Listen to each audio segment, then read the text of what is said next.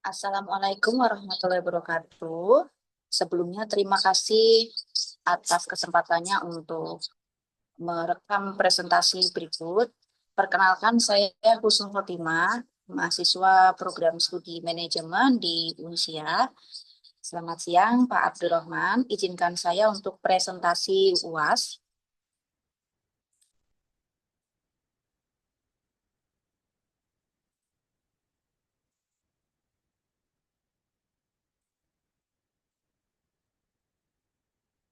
Baik Bapak, pada UTS kemarin, topik yang saya ambil di makalah adalah adab sebelum ilmu, tantangan di akhir zaman. Pada makalah saya sudah tuliskan latar belakang, rumusan masalah, dan tujuannya. Nah, latar belakang yang saya ambil pada saat itu adalah sekitar bulan November ya, tanggal 14 2025 itu ada sesuatu yang sangat viral. Seorang pemuka agama kabarnya melontarkan kata-kata yang tidak pantas di tengah kajian akbarnya ya, yang saat itu sedang berlangsung kepada seorang penjual es teh, bapak penjual es teh. Jadi menurut si pemuka agama ini itu hanya bercandaan, tapi ketika video itu boom viral, ternyata netizen kita, warga Indonesia semuanya mengecam dan marah dengan pelontaran kata-kata yang tidak pantas itu. Nah, mungkin Bapak bisa googling sendiri ya Pak, kata-katanya seperti apa gitu. Atau malah sudah tahu ya Pak ya. Kemudian latar belakang lain kenapa saya mengambil topik ini adalah selain kasus viral si Gus ini, rupanya juga banyak kasus viral lain di Indonesia yang ada kaitannya dengan minimnya adat kita masyarakat Indonesia. Yang pertama ada kasus guru yang dipenjarakan oleh orang tua siswa itu justru setelah guru mencoba mendisiplinkan ya, dipukul dengan penggaris. Memang kan memukul tidak baik ya Pak ya, tapi pukulan itu saya rasa bukan pukulan yang menyakiti ya, bukan yang kekerasan seperti itu. Itu hanya upaya guru untuk mendisiplinkan dan saya yakin siswanya ini juga sudah berkali-kali dinasehati, tapi mungkin memang bandel seperti itu ya Pak. Kejadian-kejadian itu bukan satu-satunya yang terjadi gitu. Sebelumnya sudah beberapa kali juga guru ini menasehati siswa, mendisiplinkan, tapi malah orang tua si siswanya yang tidak terima dan justru dilaporkan seperti itu. Kemudian kasus yang kedua ini, guru agama menjalin hubungan spesial dengan siswinya gitu. Bahkan ada videonya itu ya bertebaran di sosial media. Nah, ini kan sangat tidak pantas itu ya. Apalagi dilakukan oleh seorang guru yang notabene itu harus menjadi contoh digugu dan ditiru. Yang ketiga, kasus bullying di dunia kedokteran yang sampai koas dokternya ini sangat menyedihkan sampai bunuh diri karena tidak kuat secara mental untuk menghadapi perundungan itu. Jadi bahkan bukan satu-satunya kasus bullying ya. Yang sering saya dengar itu juga ada kasus bullying entah di eh, apa namanya pendidikan militer gitu, atau di pondok pesantren juga beberapa kali ada kasus bullying seperti itu. Nah, melihat dari banyaknya kasus-kasus seperti ini, saya tergelitik untuk mengambil topik ini seperti itu, Pak. Kemudian rumusan masalahnya yang saya rangkum ini, apa saja sih nilai-nilai etika dan moral yang idealnya itu diterapkan dalam kehidupan beragama sehari-hari? Nomor dua, mengapa kok semakin majunya zaman tuh malah terjadi krisis etika dan moral di mana-mana di Indonesia? Kemudian yang ketiga, mana yang seharusnya didahulukan? Orang itu beradab dulu atau berilmu dulu? Memang dua-duanya bagus, tapi mana yang harus didahulukan? Kemudian, apa dan bagaimana yang harus dilakukan oleh tiap individu, ya, orang tua, lembaga pendidikan, pemerintah, itu untuk menangani krisis etika dan moral yang sudah menjamur ini. Nah, di pembahasannya ada tiga aspek, yaitu konsep, implementasi, dan refleksi yang akan saya presentasikan. Yang pertama adalah konsepnya, etika. Etika itu berasal dari bahasa Yunani, dari kata ethos, yang artinya adalah tampak dari suatu kebiasaan. Sedangkan moral adalah hasil ciptaan manusia yang dihasilkan melalui unsur kebudayaan dan agama. Nah, yang saya perlu garis bawahi di sini adalah ada unsur kebudayaan dan agama.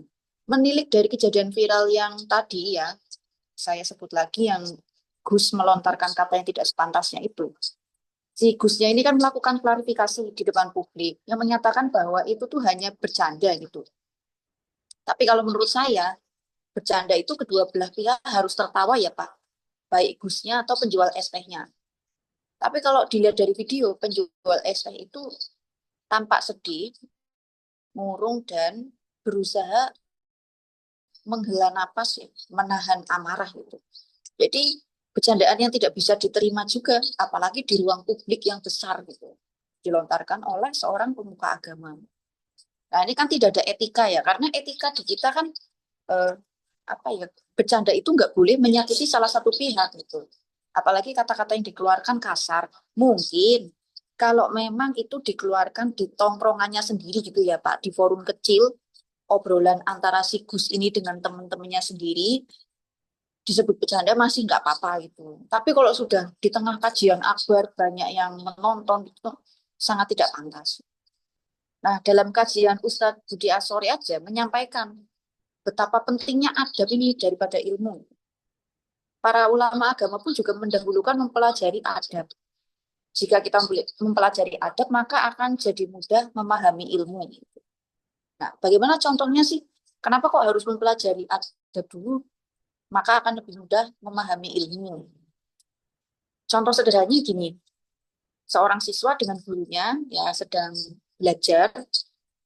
Nah, siswa ini kan harus mengikuti apa kata gurunya gitu ya.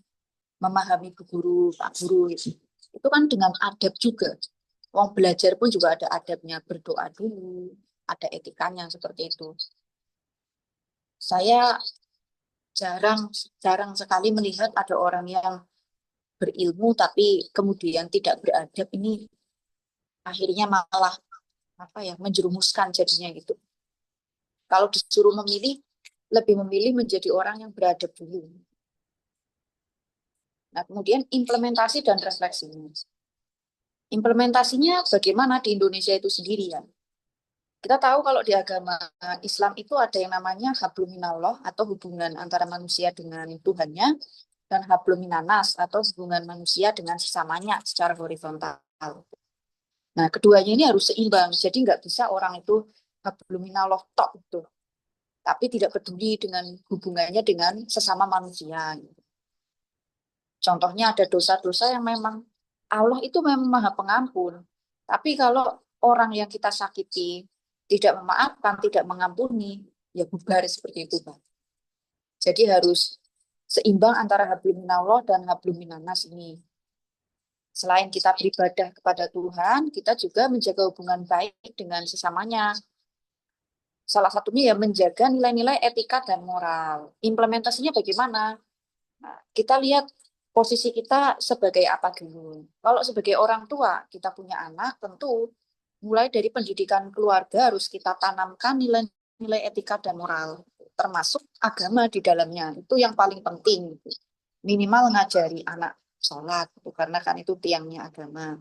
Mengajari anak untuk tidak berkata-kata kasar, jangan membiasakan berkata-kata kasar, berkata yang baik-baik saja. Kalau point of view-nya kita sebagai guru juga seperti itu. Kita kan digugu dan ditiru ya guru. Jadi mencontohkan yang baik-baik saja. Jangan malah kayak kasus yang viral itu. Menjalin hubungan dengan siswinya sampai dengan ada videonya yang membuat heboh se-Indonesia Raya. Itu juga tidak baik. Kalau kita sebagai pejabat publik, sama juga pejabat publik korupsi itu ya. Apa itu kan tidak boleh ya mencuri, seberapapun besarannya itu maling tetap maling itu. Nah, sebagai pemuka agama juga kita akan dicontoh tutur katanya, cara berpakaiannya, tingkah lakunya, itu semuanya akan dicontoh. Belakangan yang sedang viral itu kan eh, ada seorang pejabat publik ya yang ketika dikritik oleh rakyatnya sendiri itu melontarkan kata-kata yang tidak pantas juga. Suatu ketika keponakan saya bertanya,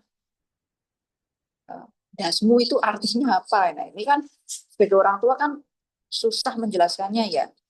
Saya bilang, tidak usah ditiru, itu kata-kata nggak bagus.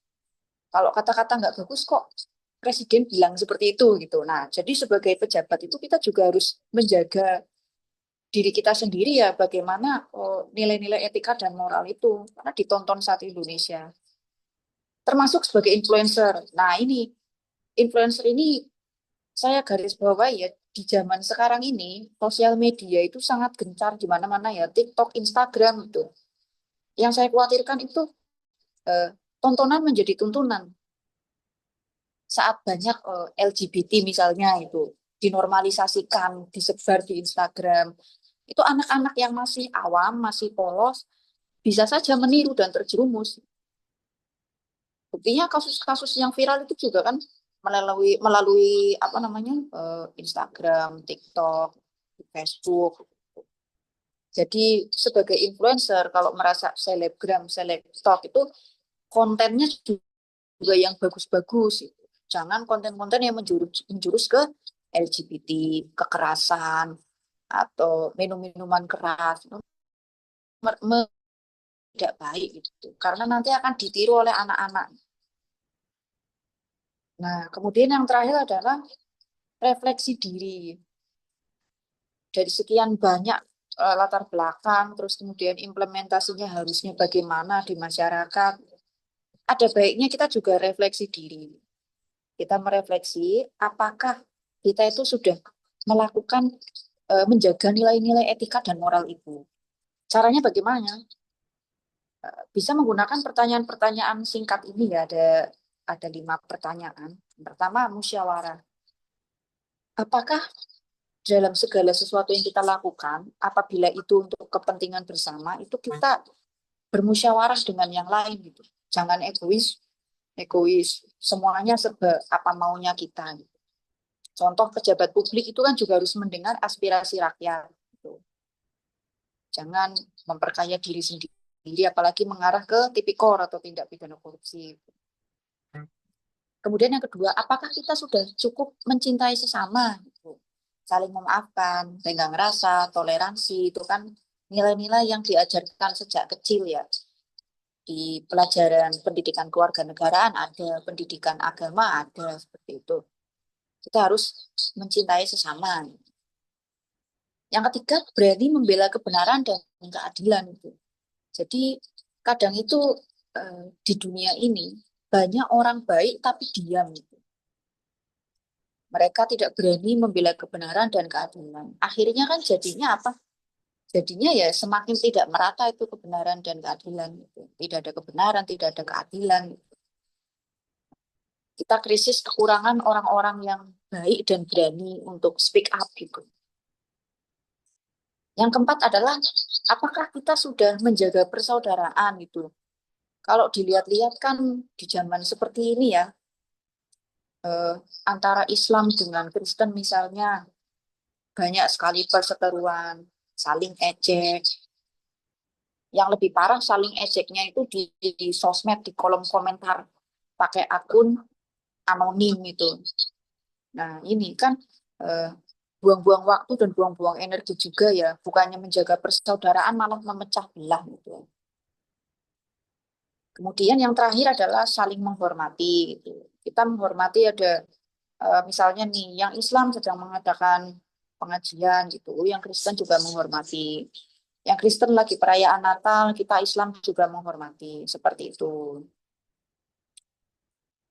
Nah, yang terakhir tibalah pada pembahasan penutup ya. Di sini saya ambil kesimpulan dan saran. Gitu. Kesimpulannya, konsep etika dan moral itu belum dilestarikan dalam kehidupan berbangsa dan beragama. Gitu ya. Ada memang ada, tapi tidak lestari gitu kan. Yang kedua, tontonan adalah tuntunan, menjadi sumber masalah. Ya, memang itu kan di sosial media, di TV juga. TV-TV ini sekarang Yang diundang bukan orang-orang yang berprestasi, tapi orang-orang yang sensasional ya, cari sensasi. Itu kan tidak bagus. Nah, sarannya apa? Baik kita sebagai individu, kita yang berada di lembaga pendidikan, kita berada di tengah masyarakat, maupun kita itu sebagai pejabat pemerintahan itu harus bekerja sama sesuai porsi masing-masing dalam menegakkan nilai-nilai etika dan moral. Sebagai orang tua yang mendidik anak, sebagai pejabat publik yang membuat kebijakan yang tidak menyengsarakan rakyat dan cenderung untuk memeratakan keadilan. Kemudian yang kedua, masyarakat agar memilih tontonan yang baik dan bermutu. Selain masyarakat ini, dari pemerintah juga bisa membuat peraturan, misalnya diblokir ini tontonan-tontonan yang seharusnya tidak ditonton oleh anak-anak, seperti itu. Kemudian yang ketiga, yang terakhir adalah penggunaan sanksi yang buat efek jera gitu. Jadi jangan sampai hukum ini juga tumpul ke atas tapi tajam ke bawah ya. Selama ini kan yang terjadi seperti itu gitu. Jadi masyarakat kelas bawah disanksi ya kapok jeda gitu. Tapi yang kelas atas ini seperti kebal hukum gitu kan.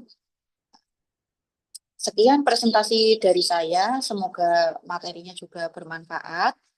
Kurang dan lebihnya saya mohon maaf, Pak. Terima kasih. Wassalamualaikum warahmatullahi wabarakatuh.